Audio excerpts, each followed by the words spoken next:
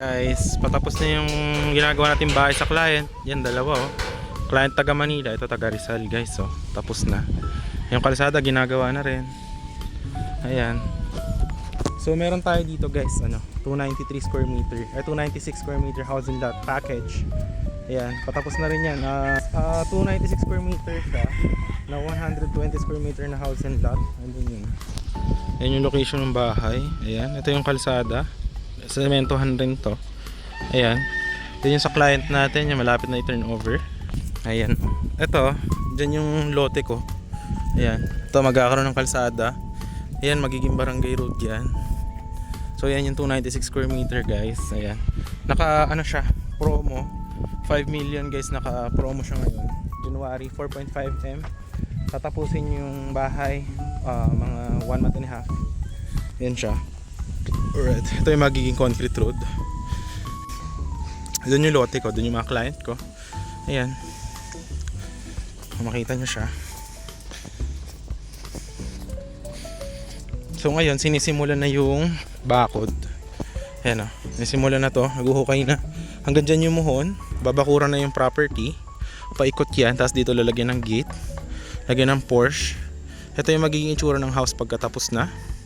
Ayan, nakita nyo, matibay po yan. Talaga yung trusses nya, no? Pulidong pulido. Ayan. So hanggang doon yung property, hanggang dito sa kabila.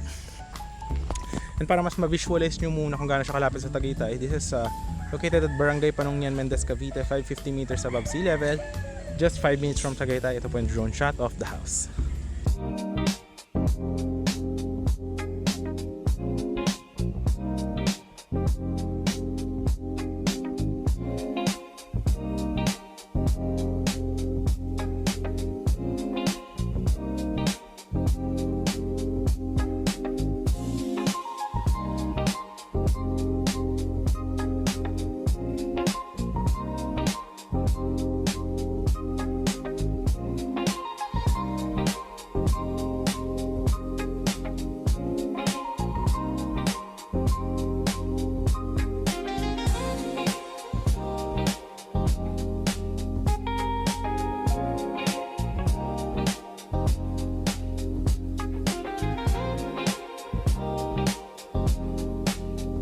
Yun naman yung drone shot, napakalapit nyo na sa Tagaytay and very cold weather. Ito na mismo yung house. Ayan siya. So from here, ang frontage ng 296 square meter, ayan, babakuran na yan. Hanggang dito sa kabila. Ayan, hanggang dito.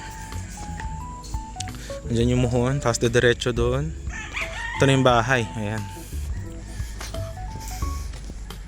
Tapos, ito yung magiging itsura ng bahay pagtapos na. Ganyan yung magiging itsura. So ito siya. Alright. Ayan. Meron siyang 2 bathrooms. Tapos meron siyang 3 bed. Ayan. Ito, hanggang dito pa yan. Meron pa siya dito na setback. Ayan. Ito yung bahay. Ayan. Malaking bahay siya. Yung houses nasa around 85 square meter to 90. Tapos lalagyan dito ng Porsche. So kasama sa floor area, nasa mga 100 na yung bahay. Tapos dito paikot, meron siyang setback hanggang doon sa likod. Ito mga windows, dyan gagawin. Yan, dito paikot. Hanggang dito pa yung lote. Yan, dyan sa may muhon. Meron pa siya dito for dirty kitchen. Ayan. So dito yung likod ng bahay. Ayan, ganyan. Ayan. So ito yung likod ng house. Ayan siya. So, ayan. So yun, naka-promo siya ngayon. From 5M, naka-down siya ngayon 4.5M. Ang down payment is 2 million. And natatapusin namin yung house in 2 months. 1 month and a half to 2 months. And then ito turn over namin sa inyo full finish with kuryente tubig. Same nun. Yan, na-turn over namin yun sa client last month, 1 month ago. May kuryente tubig, yan, dyan na sila nakatira. Tsaka yun yung katabi. Ayan. So, yun. So turn over namin sa inyo yung house. Tapos deed of sale signing, bayaran nyo yung 80% remaining nung 4.5M. Yung 20% remaining isa title na pagka na-process na namin sa inyo. Pero yan, ito yung mga clients natin na bumili before. Yan, tsaka to, nandiyan na sila nakatira na, may kuryente tubig na yan, na-turn over na natin. Ayan, ganyan. So yun, if you're interested, ayan, perfect for retirement ng mga house and lot. Dyan po yung Viber WhatsApp ko. I could meet you here on the property, or if nasa ibang bansa kayo, I could meet your representative or something if ano yung mas best or convenient for you, and we will do that. Okay, so yun, if you are interested, yan, nandyan na siya guys. Napakagandang house for retirement. If may mga suggestions pa kayo, pwede nyo i-message sa color kasi ang plano namin is this design. If meron pa kayo suggestions, yan, napakalapit sa Tagaytay.